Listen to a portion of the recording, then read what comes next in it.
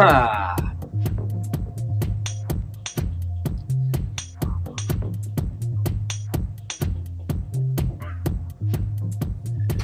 ready for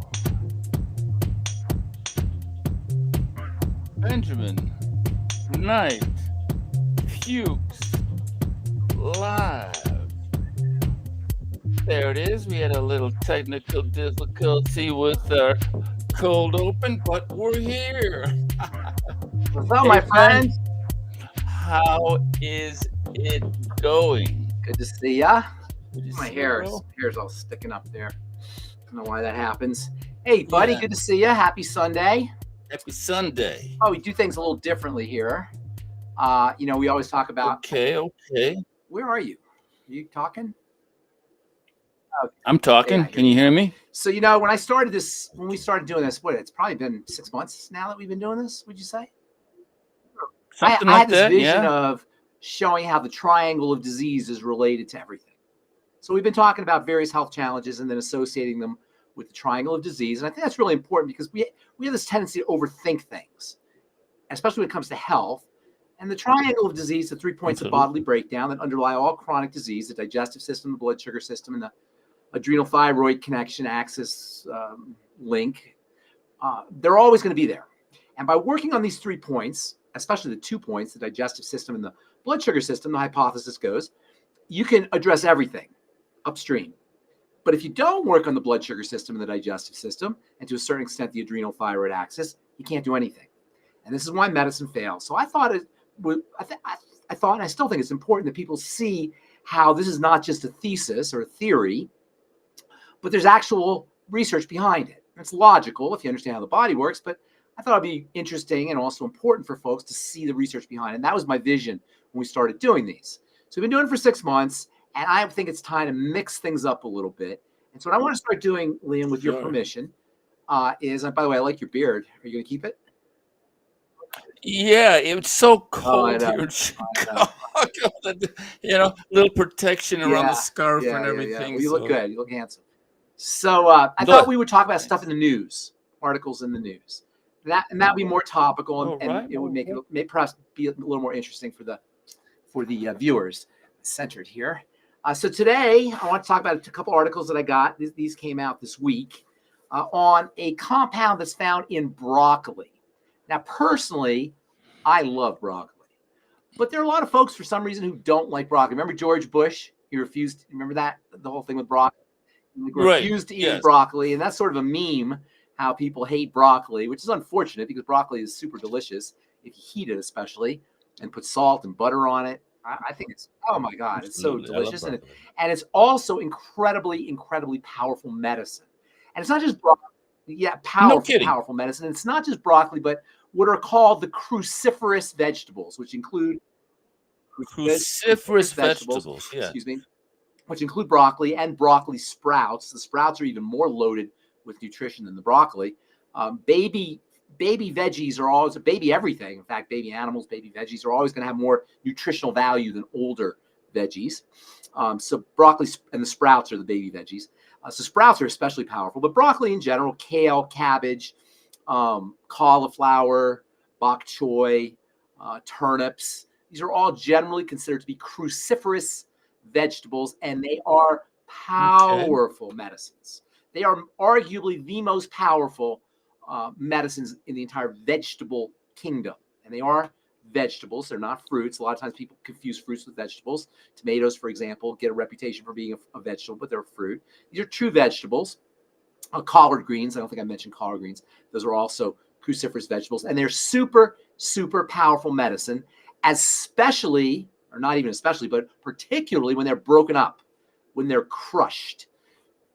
Yeah, why do you suppose vegetables would become more powerful medicinally when they're crushed? Any ideas? I would gather that the surface area is increased because not a bad guess, but it's more of a chemical reaction. Crushing activates medicine, and I'll tell you why. What we call medicine is actually pesticides and compounds that the plants make to punish the intrepid animals that would eat the plant. Now, humans are big, so there's not enough poison in there for humans to die, but insects will, and smaller animals as well. When they crush up the garlic or the broccoli or the Brussels sprouts, whatever it is, the active material or compounds in the plant are converted into deadly material that kills the predator. Yeah, so it turns out when you Wow. crush a plant, medicinal compounds are created. Remember, what we're calling medicinal compounds are really, plants not making them for us. Plant isn't making medicine for us, it's making them to Right. kill animals. These medicinal compounds that are found in plants are really natural defense molecules. And the defense molecules have a benefit for us human beings because we're big enough to be able to withstand the poison. And you know what they say, a little poison is a little the Withstand the good for you. poison. What doesn't kill kill you, what doesn't kill you makes you stronger. makes you Exactly. So stronger. crushing up your garlic or your Brussels sprouts or garlic is not a it's not a cruciferous vegetable, but nonetheless, when you crush up garlic, it becomes more potent. When you crush up onions, they become more potent. And when you crush up cruciferous vegetables, they become more potent. So when you crush these Wow. cruciferous vegetables, you activate an enzyme that interacts with a chemical to produce this stuff called sulforaphane. And sulforaphane is a powerful plant or phytochemical, if you will. When I say powerful, I mean gram for gram. You don't get very much, so it's not going to really kill anything. It's, you know, it'll kill a bug maybe, but it's still powerful gram for gram. Now you're only getting micrograms probably. Nonetheless, the power of these cruciferous vegetable molecules are so important that, in my opinion, you know how they say an apple a day keeps the doctor away? Well, they really should say a piece of broccoli a day, or Brussels sprouts a day, or a cabbage a day, because really that cruciferous vegetables are that powerful. So I got a couple articles, and I said at the beginning that we're gonna do news stories for a while anyway. We'll do news stories, things that came out recently. Okay. This one didn't come out recently, but I thought it was interesting. Multi-targeted prevention of cancer by sulforaphane. Sulforaphane is a powerful chemotherapeutic agent. And in my opinion, everybody should be eating cruciferous vegetables every day, but particularly women, as we'll talk about here in a moment. And then the next article, this one came out. I got this from the news today.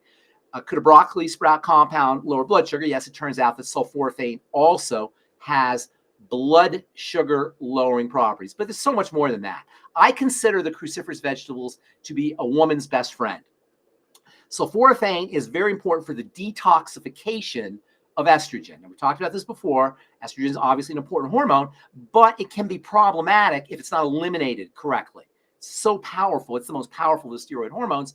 And if it's not eliminated correctly, either if you have liver problems or a gallbladder issue or intestinal issues, chronic constipation, estrogen can build up, and this can lead to all kinds of health issues, including things like fibromyalgia and polycystic ovarian syndrome and cysts in general, fibroids, cancer, reproductive issues, general misery, sloth and depression and sluggishness. And a lot of problems are associated with incomplete detoxification of estrogen.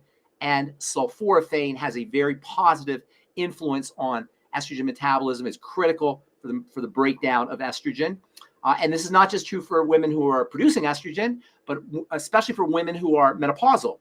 And it turns out that sulforaphane has anti-menopausal symptom benefits: hot flashes, night sweats, mood swings. They may benefit, or they may be reduced from sulforaphane intake through broccoli and Brussels sprouts. It's not just broccoli, it's all the cruciferous vegetables.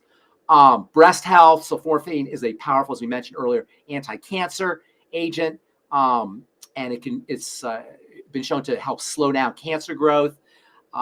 It also has benefits for folks who are dealing with PCOS, polycystic ovarian syndrome, as I mentioned earlier, because of its ability to help folks modulate estrogen. And estrogen is also a very pro-inflammatory hormone, and sulforaphane has anti-inflammatory benefits for women who are dealing with inflammation that's associated with excess estrogen. It's no accident that autoimmune diseases and chronic degenerative diseases in general, in addition to strictly female health issues like endometriosis and fibromyalgia, really are female health issues because of estrogen's pro-inflammatory benefits. Sulforaphane, in addition to other compounds that are found in in cruciferous vegetables has anti-inflammatory properties, partially because of its ability to help support the detoxification and the processing of estrogen. And we're going to talk about broccoli, but it's really all the cruciferous vegetables that contain these molecules. And we're going to talk about sulforaphane, but there are other molecules like DIM and I3C that are found in these cruciferous vegetables that can also be beneficial for estrogenic health issues. And in fact, DIM molecule is found in cruciferous vegetables was first brought to market by a guy here in Boulder, Colorado, by a friend of mine, an anesthesiologist. And I actually was one of the first people to work with with DIM back in the early 1990s. And he wanted me to test the metabolism, how fast my body was breaking down the DIM, and I got to be one of the first subjects in the study of DIM before it was released. So I have a particular fondness for DIM. I3C is similar. DIM is actually is associated with I3C, indole 3-carbinol, diindolylmethane. These are all these molecules are found in all cruciferous vegetables, but we're talking about one in particular called sulforaphane. Women are at higher risk for heart disease, especially post-menopausal, and sulforaphane has a blood pressure lowering benefit. It helps improve fat profiles in the blood, and all of these can contribute to improved cardiovascular health in women and help reduce the risk of heart disease in women as well. And then there's the brain issue. Research shows that sulforaphane may have neurological benefits, may protect the brain against dementia, particularly as women, and men for that matter, get older. They start to suffer from cognitive decline. It's still a little preliminary, but there is reason to believe that sulforaphane may help with help folks deal with cognitive decline issues. Again, as I said earlier, how broccoli is a woman's best friend, really cruciferous vegetables in general, and broccoli and cruciferous vegetables are an aging person's best friend as well. And along the same lines, bone health and osteoporosis may benefit from sulforaphane or from broccoli intake. And then also, as we talked about earlier with the article, blood sugar. Lowering blood sugar is one of the benefits from sulforaphane. Now, I will say if you're going to eat broccoli and Brussels sprouts and cabbage and kale in order to get these medicinal compounds, first of all, as we said earlier, you want to chop them up because that's what releases and activates these molecules. Chopping them up duplicates an animal eating the broccoli. And when you chop up the broccoli and let it sit for a little bit, the enzymes in the broccoli activate molecules that turn into sulforaphane. So you want to chop up your cruciferous vegetables and let them sit for a little bit. And you also want to braise your cruciferous vegetables in butter.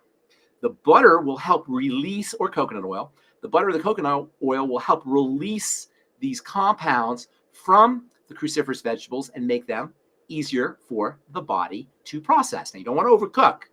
That's very important because you don't want to burn or break down these molecules too much, but just a little bit of heat, braising, or even steaming in butter or something fatty can help release the sulforaphane and the DIM and the I3C, among other phytonutrients, and make them much more valuable. You can also get sulforaphane supplements.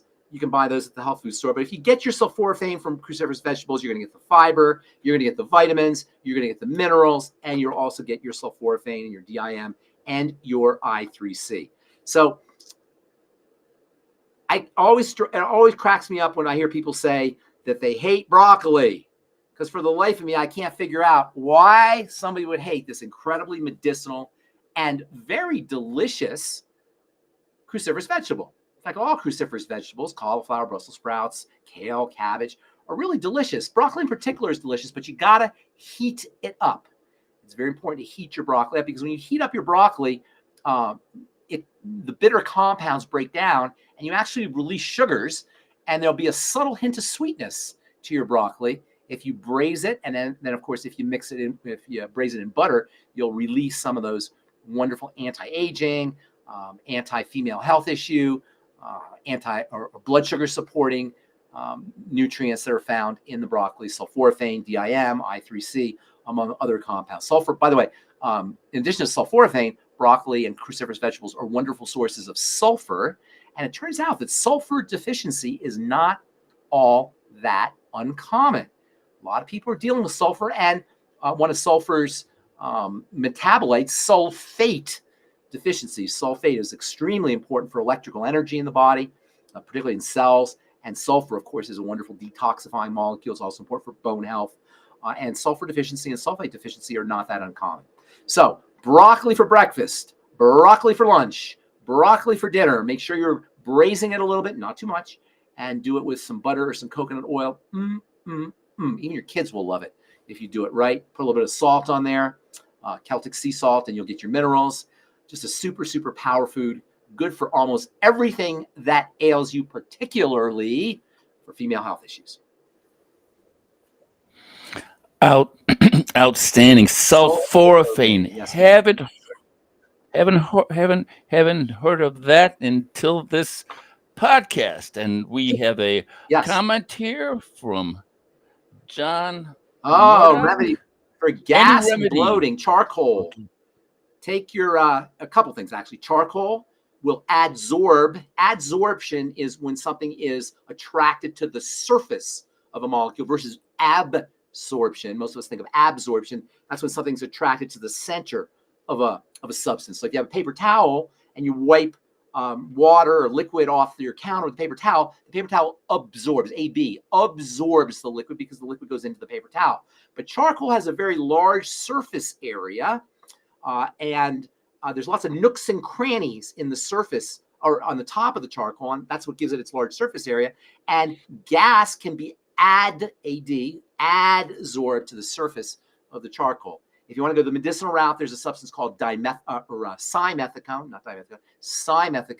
That's a little bit more medicinal, and you can buy that at a drugstore. But charcoal is a great supplement to use. You don't want to take charcoal with your with nutrition because the nutrients will get adsorbed onto the surface of the charcoal molecule. So maybe an hour or so after you eat your broccoli, take a couple charcoal capsules, and that's a wonderful way to address the gas. However, I will say, if you do have a problem with gas, it could indicate some kind of digestive issue. Not necessarily, but it might indicate a dysbiosis, a disturbance in gut bacteria in the intestine. And that might be occurring. I'm not saying it doesn't always occur. That's not always the case, but that may be the case.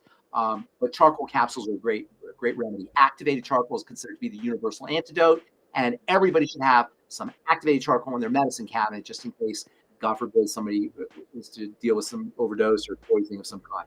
So charcoal capsules are the way to go. That's what I would suggest. Thank you, John. John says, awesome. And thank you. Well, thank you, John, for your insightful question there. Yes, it's gas bloating. I had not heard until right now that charcoal is anti-gas. Yes, sir. All right. Anybody else out there in that looks like let us know, listeners out there, let us know what you think about this new format, where instead of talking about a full-blown disease, we talk about something that was in the news. I'd like to make this more topical and more relevant. And so I was thinking, at least for the near future, that we'll do news stories. And if you have any comments about that, love to get some feedback from our listeners. Yeah, and I think it's a good. Just in terms of with the post, you're kind of in the stream. We're in the stream of what's happening, current events. In fact, there were a couple other studies that I sent you, a couple other articles that I sent you that I thought might be interesting. One on Alzheimer's disease and a little trick that you could use to reduce your risk that will take you 5 minutes a day to reduce your risks of Alzheimer's disease, and that's exercise. And not a lot of exercise, not an intense exercise, but just mild exercise. 5 minutes a day has been shown to reduce the risk of AD, Alzheimer's disease, which is increasing dramatically. Right? Yes. You know, my dad, I have a personal connection to that particular health challenge because my dad suffered from Alzheimer's disease, and it's pretty traumatic. They call it the long goodbye. You actually have to, your dad's there, your loved one is there, but they're not there. And it's kind of an interesting and can be very traumatizing experience. And even though, Liam, even though, rates of Alzheimer's disease are expected to double by 2050, it's so unnecessary. It's so gratuitous. And this article from Fox News talks about a little bit of exercise, but treating yourself like a diabetic, going low carb or low sugar intake, using coconut oil, MCTs. There's so many wonderful ways to protect your brain from this horrible illness. Right. Add AIDS, to your cholesterol, fats. absolutely, Yeah. and don't take a statin Yeah. drug unless you absolutely need one. I don't know who would absolutely need a statin drug, but that's another thing that you can do to prevent a neural degeneration and Alzheimer's disease or any dementia. Alzheimer's is one type of dementia. There's different types of dementia. Most people think when they hear dementia, they think automatically Alzheimer's. But for example, what's his name? Robin Williams. He suffered from something called Lewy body dementia, which is a little bit different. Yeah. Nonetheless, dementia is dementia. It's deterioration of brain tissue, whether it's Lewy body dementia or Parkinson's dementia or Alzheimer's dementia. And there's many, many, many ways to prevent its occurrence or to slow down its progression and possibly even to reverse. You know, my dad was in a nursing home when he had Alzheimer's, and I used to give him Beyond Tangy Tangerine. And as I was giving him the Beyond Tangy Tangerine, I would notice his cognition improve as he was sipping on his BTT. Of course, they wouldn't let him have it. I had to sneak it in, and then when I left it, they took it away. Yes. But it was still it was pretty obvious that nutrition could go a long way for my dad, at least, and I'm sure for other folks too, towards mitigating and preventing or even reversing this really horrible scourge, and it is a terrible, terrible illness. Absolutely. All right. Well, good to see you, Liam, my friend. Terrible. And we'll talk to you, Ben. next Absolutely. Sunday. Talk to you guys next Sunday. Thanks for watching. Take care. Bye-bye, everyone.